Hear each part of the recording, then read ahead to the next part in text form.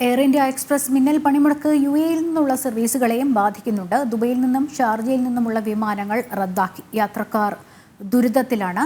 ദുബൈയിൽ നിന്ന് shin Sebastian ചേരുന്നുണ്ട്. ഷിൻസ്, ഇവിടെ സംസ്ഥാനത്ത് തന്നെ വലിയ പ്രതിസന്ധിയായിരുന്നു. ഇവിടെ നിന്ന് വിമാനങ്ങൾ അങ്ങോട്ട് പുറപ്പെടാത്തത് കൊണ്ട് തന്നെ യുഎഇയിൽ നിന്നുള്ള വിമാനങ്ങൾ, നാട്ടിലേക്കുള്ള വിമാനങ്ങൾ റദ്ദാക്കിയ സാഹചര്യം. അവിടെ നിന്ന് ലഭിക്കുന്ന വിവരങ്ങൾ എന്തൊക്കെയാണ്? ഇതുമായി ബന്ധപ്പെട്ട ഏറ്റവും പുതിയ വിവരങ്ങൾ എന്താണ് ഷിൻസ? ലക്ഷ്മി, ഇപ്പോൾ യുഎഇയിൽ നിന്നുള്ള എയർ ഇന്ത്യ എക്സ്പ്രസിന് കേരളത്തിലേക്കുള്ള ഏകദേശം എല്ലാ വിമാനങ്ങളും റദ്ദാക്കിക്കൊണ്ടിരിക്കുകയാണ്.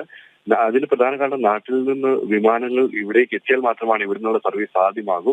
അപ്പോൾ നാട്ടിലെ സർവീസ് പൂർവ്വസ്ഥിതിയിലായാൽ മാത്രമാണ് ഇവിടെ നിന്നുള്ള വിമാന സർവീസുകൾ പുനരാരംഭിക്കാൻ സാധിക്കുകയുള്ളൂ.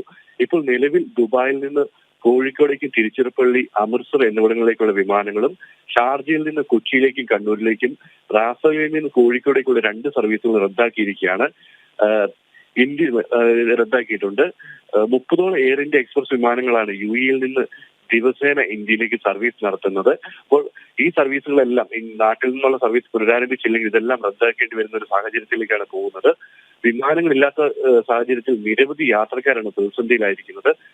മുന്നറിയിപ്പില്ലാതെ പെട്ടെന്നാഴ്ച വിമാനങ്ങളുടെ റദ്ദാക്കൽ. അതുകൊണ്ട് തന്നെ പലരും വിമാനത്താവളങ്ങളിൽ എത്തിയതിനു ശേഷമാണ് റദ്ദാക്കിയ വിവരം അറിയുന്നത്. അതുകൊണ്ട് തന്നെ പലരും കുറച്ചുപേർ വിമാനത്താവളത്തിൽ ഇത് വെയിറ്റ് ചെയ്യുകയാണ്. എന്താണ് ഇത് അധികൃതരുടെ ഭാഗത്തു നിന്നുള്ള ഇതിനുള്ള പകരയാത്ര സംവിധാനം ഒരുക്കും, ആ കാര്യങ്ങളിലുള്ള തീരുമാനം ഉണ്ടാകാൻ വെയിറ്റ് ചെയ്യാണ്.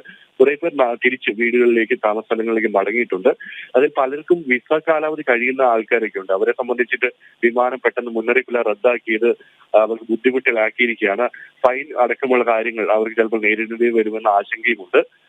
ആ സാഹചര്യത്തിലൂടെയാണ് യുഎയിലെ പ്രവാസികൾ കടന്നു പോകുന്നത്. ലക്ഷ്മി, അതാണ് ഷിൻസ്. കാരണം നാട്ടിലെ സാഹചര്യം ഈ പറഞ്ഞതുപോലെയാണ്. വിസ കാലാവധി കഴിയുന്നവരുണ്ട്, ജോലി സംബന്ധമായൊക്കെ ആവശ്യത്തിന് വേണ്ടി എത്തേണ്ടവരുണ്ട്. ഫുൾ റീഫണ്ട് അല്ലെങ്കിൽ പകരം ഒരു ടിക്കറ്റ് എന്ന് പറയുമ്പോഴും അത് എത്രയോ ദിവസങ്ങൾക്ക് ശേഷമാണ് എന്നുള്ളതാണ് പലയിടത്തുനിന്ന് അറിയാൻ സാധിക്കുന്നത്. പക്ഷെ അപ്പോഴേക്കും ഇത്തരത്തിൽ ഗൾഫിലെത്തുമ്പോൾ ജോലി ഇല്ലാത്തൊരു സാഹചര്യം എത്തും എന്നുള്ളതൊക്കെ. നേരത്തെ തിരുവനന്തപുരത്തും വിമാനത്താവളത്തിൽ നിന്നൊരു യാത്രക്കാരുടെ പ്രതികരണം വന്നത് അവർക്ക് ഇന്ന് രാത്രിയിലേക്കുള്ള ടിക്കറ്റ് ശരിയാക്കി കൊടുത്തു എന്നുള്ളതായിരുന്നു. പക്ഷേ എല്ലാവരുടെയും യാത്ര മുടങ്ങുന്നത് വലിയ പ്രതിസന്ധിയാണ്. ഇത്തരത്തിൽ വലിയ മെനക്കേടാണ്, പണച്ചിലവാണ് ഒക്കെ ആണെങ്കിൽ കൂടിയും ഒരുപക്ഷെ ഇവിടെ നാട്ടിൽ നിന്ന് അവിടേക്ക് ജോലി സംബന്ധമായ ആവശ്യങ്ങൾക്ക് വരാനിരുന്നവരാണ് ഈ പണിമുടക്കുകൊണ്ട് ഏറ്റവും കൂടുതൽ കഷ്ടപ്പെട്ടതും ദുരിതത്തിലായതും ആശങ്കയിലായതും എന്നുള്ളതാണ്.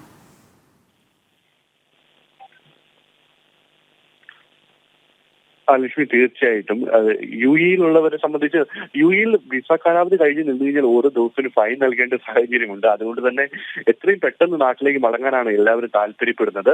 നമ്മൾ എയർ ഇന്ത്യ അധികൃതരോട് ബന്ധപ്പെട്ട് കഴിഞ്ഞപ്പോൾ ഓഫീസ് ടൈം, അതായത് യുഎഇയിലെ 10 മണിക്ക് ശേഷം എന്തെങ്കിലും ഇക്കാര്യത്തിലുള്ള അറിയിപ്പുകൾ ഉണ്ടാകുമെന്നാണ് അവർ പറഞ്ഞിരിക്കുന്നത്.